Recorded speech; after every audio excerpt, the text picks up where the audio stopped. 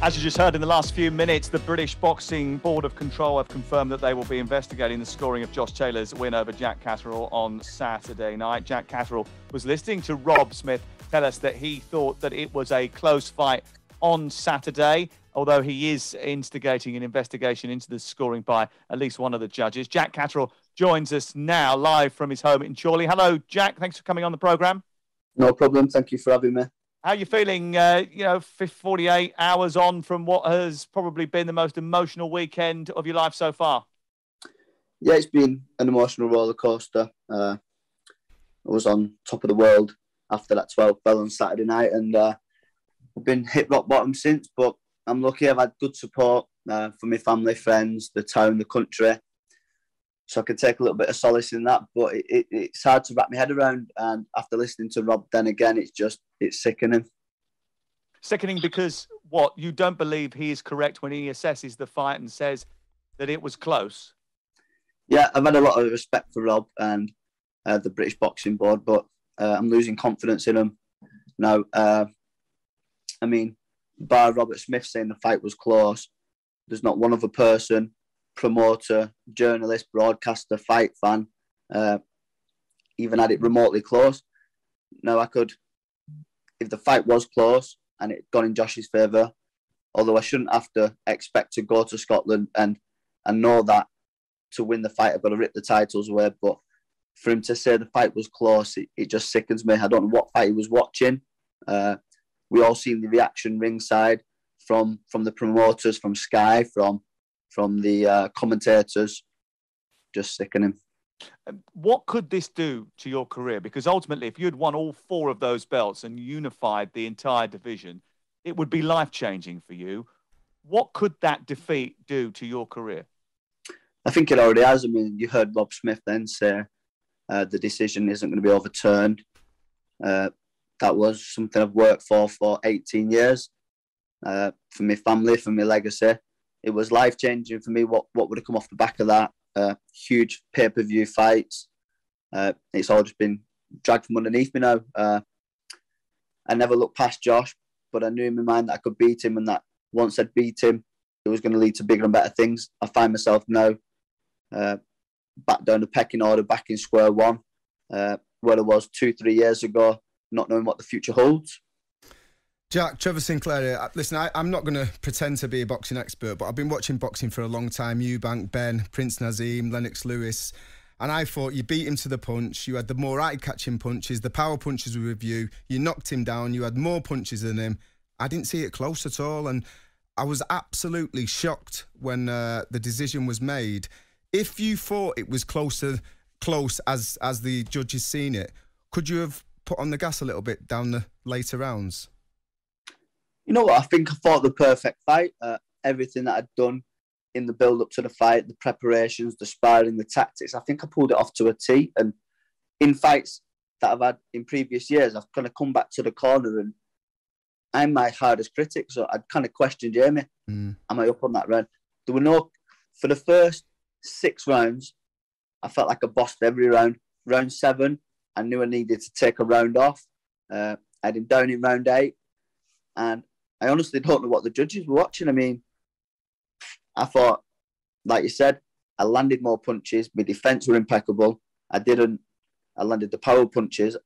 I honestly don't know how the judges are scoring it and something needs to be done. But I could tell you what needs to be done on how they're scoring the fights. Does it make you consider your position in boxing and your position within the game? Are you thinking about giving the sport up as a result of what happened at the weekend?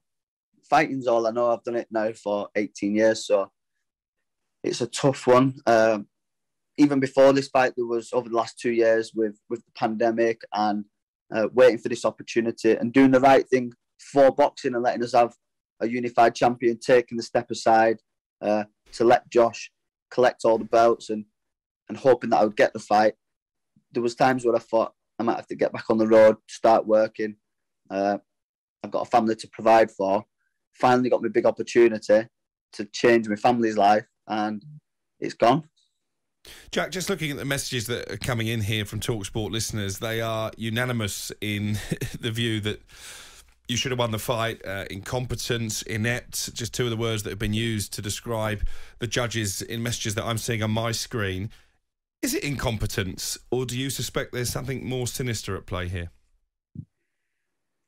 Yeah, I do. I think there's a lot of incompetence in boxing and how it's regulated.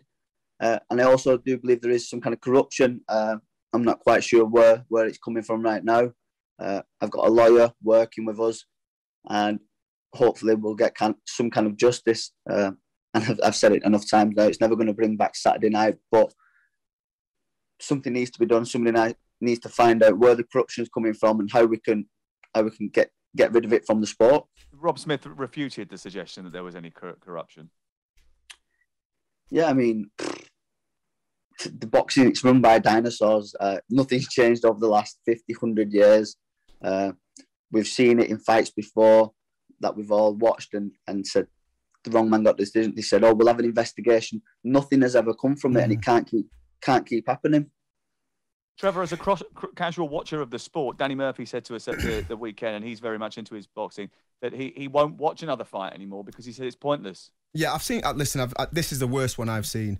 But I think it was no secret that there was about 100 representatives over from the US watching Josh Taylor and thinking about putting him in over the pond. So for me, straight away, you think that the result is meant to go his way. That's where everyone thought the belts were going to go. But from the weigh-in, Jack, I always thought you looked very, very calm. And even the beginning of the fight, I thought you look comfortably uncomfortable. Is that because you literally left no stone unturned in your preparation? Because the performance that you gave, surely in your head, you still look at yourself as unbeaten. Yeah, I put everything into this training camp. Our fight was scheduled for December. We missed out Christmas, New Year, holidays. I knew I'd done everything. I said in the press conferences leading up to the fight, I've not got to change who I am to build the fight. No, I've got the fight. The contracts were signed, and that's how I've always carried myself for the 26 fights that I've had. But you seen the press conference, the weigh-in. I kept it respectable, and I was confident going into the fight, knowing that I could beat Josh. I was willing to put it all down in the ring, which I did. I'm just bamboozled by it. Jack, one of the other things that Danny Murphy said on Monday was that he believed that Taylor should have admitted that you were the victor and handed you the belt. Do you go along with that? Are you disappointed he didn't do that? You know what? I have no hard feelings towards Josh. As a fighting man, he's never gonna lay down and say that he didn't win the fight. That would be damaging for the rest of his career. Whether I had done that is a different story, but it's not about me and Josh now. It's about the boxing board, the officials, the inspectors.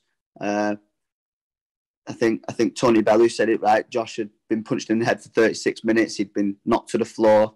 I still think he was concussed when he come out of his comments after the fight. 100%. And they put the camera straight in his face, which I don't think were right. And Tony Bellew also picked up on that the officials, the judges, they should be put before a camera to explain their decision making.